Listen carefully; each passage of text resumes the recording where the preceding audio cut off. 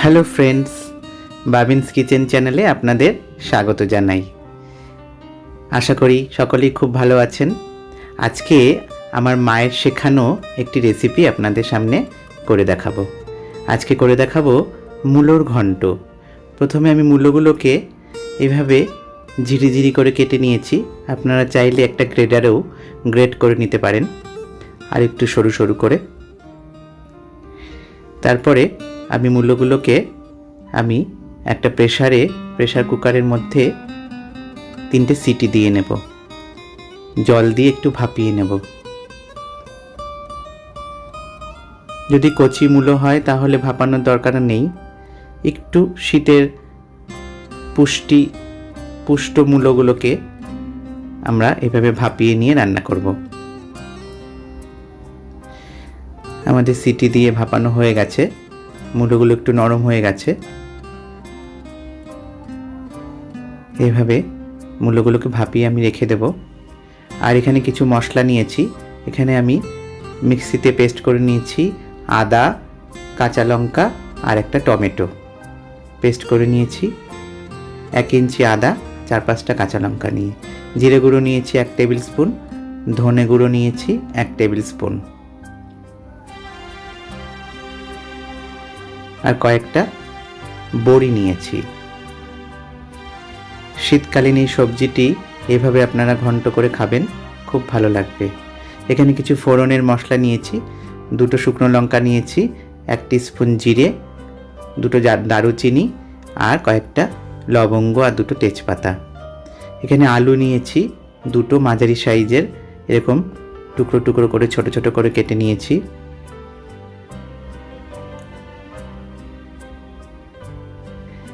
এবার আমি ওই মূলো সেদ্ধটা একটা থালার মধ্যে ট্রান্সফার করে নেব।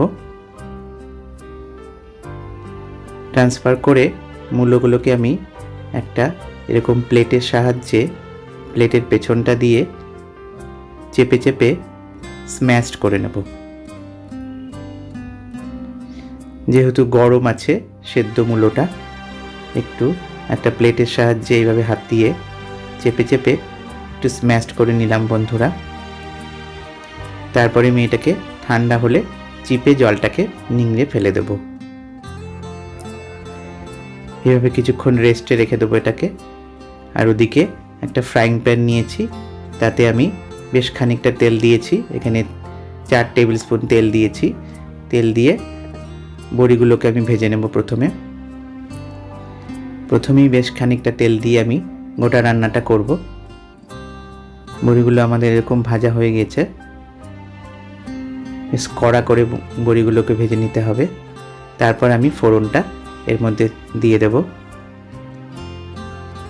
ফোড়নটা চড়বার করে ফুটে উঠলে আমি এর মধ্যে ওই ডুমো করে কেটে রাখা আলুগুলো ছেড়ে দেব।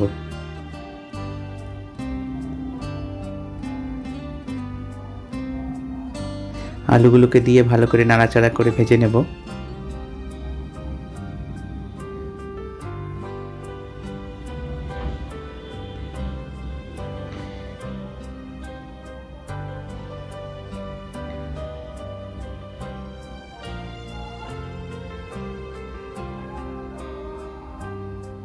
এ সময় বন্ধুরা 1 টিস্পুন হলুদ গুঁড়ো দেব আমি।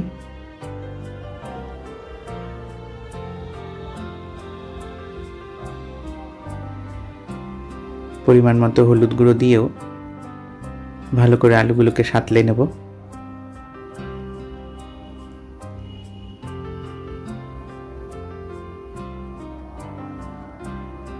নিরামিষ এই রেসিপিটি আপনারা নিরামিষ দিনে রান্না করতে পারেন। তারপরে আমি ওই মশলা পেস্টটা দিয়ে দিলাম। এখানে জিরে, কাঁচা লঙ্কা আর একটা টমেটো পেস্ট আছে। আপনারা চাইলে রেড চিলি পাউডার এখানে দিতে পারেন। আমি রান্নাটা কাঁচা লঙ্কাতেই করব। এরপর আমি 1 টেবিল স্পুন জিরে গুঁড়ো দিলাম আর 1 টেবিল স্পুন ধনে গুঁড়ো দিলাম। এই মশলাগুলো দিয়ে ভালো করে আলুর সাথে কষাতে থাকবো। এখানে মিডিয়াম ফ্লেমে আমি 5 থেকে 7 মিনিট কষাবো।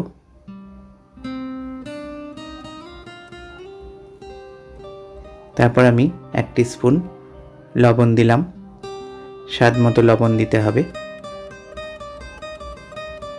আর 1 টিস্পুন চিনি দিলাম। চিনিটাই মূলোর ঘন্টে পড়লে খেতে টেস্টটা আরও এনহ্যান্সড হবে।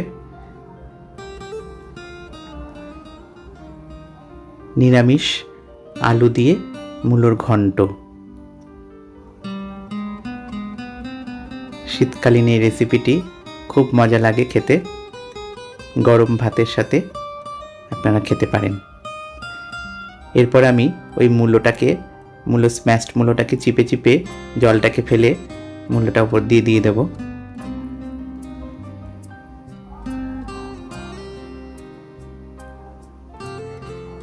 মূলোগুলো চিপে চিপে জল বের করে মূলোগুলোকে এর মধ্যে ছেড়ে দিলাম। এবার ভালো করে নাড়াচাড়া করে মশলার সাথে মিশিয়ে নিতে হবে। আমাদের গ্যাসের ফ্লেমটা মিডিয়াম রাখবো এই সময়।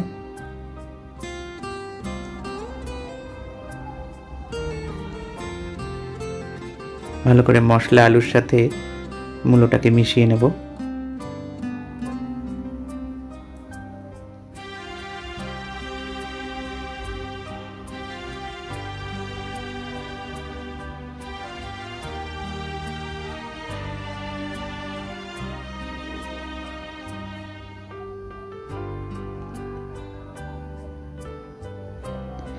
এই সময় আমি ঢাকা দিয়ে মিডিয়াম টু লো ফ্লেমে 10 মিনিট কুক করব। 10 মিনিট পর ফিরে আসলাম বন্ধুরা। আমাদের আলুগুলো নরম হয়ে গিয়েছে আর মূলোটাও বেশ আলুর সাথে মিশে গিয়েছে।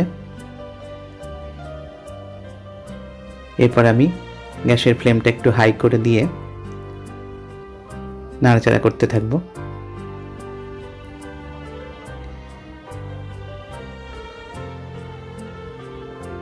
এই সময় আমি বড়িগুলোকে ভেঙে নিয়েছি হাত দিয়ে। ভেঙে এই ভাজা বড়িগুলোকে উপর দিয়ে ছড়িয়ে দিচ্ছি। বড়িটা ব্যবহার করবেন বন্ধুরা, এই মূলোর ঘন্টের সঙ্গে ভাজা বড়িটা খুব ভালো যাবে।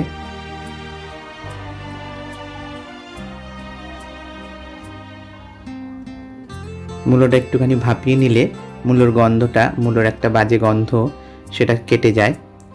তাই বন্ধুরা আমি মূলোটাকে একটু ভাপিয়ে নিয়েছিলাম। এই পর্যায়ে আমি 1 টিস্পুন ঘি ব্যবহার করলাম। ঘি দিয়ে ভালো করে মিশিয়ে নেব।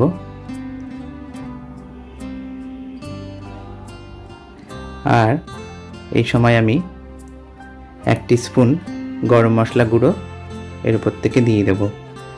এটা অপশনাল, আপনারা চাইলে গরম মশলাটা নাও দিতে পারেন। গরম মশলাটাকে দিয়ে ভালো করে নাড়াচাড়া করে নেব। আমাদের মূলোর ঘন্ট তৈরি হয়ে গিয়েছে। এবার আমরা প্লেট আউট করে নেব। গরম গরম সাদা ভাতের সাথে এই মূলোর ঘন্ট বা রুটির সাথেও এই মূলোর ঘন্ট খেতে ভালো লাগবে। কেমন লাগলো রেসিপিটি বন্ধুরা আমাকে কমেন্ট করে জানাবেন। পাশে থাকবেন, আমাকে লাইক করবেন চ্যানেলটাকে। আর ভালো লাগলে চ্যানেলটা সাবস্ক্রাইব করে পাশে থাকা বেল আইকন সহ আমার চ্যানেলটা সাবস্ক্রাইব করে আমার পাশে থাকবেন। আগামী দিনে আরও নতুন নতুন রেসিপি নিয়ে ফিরে আসবো।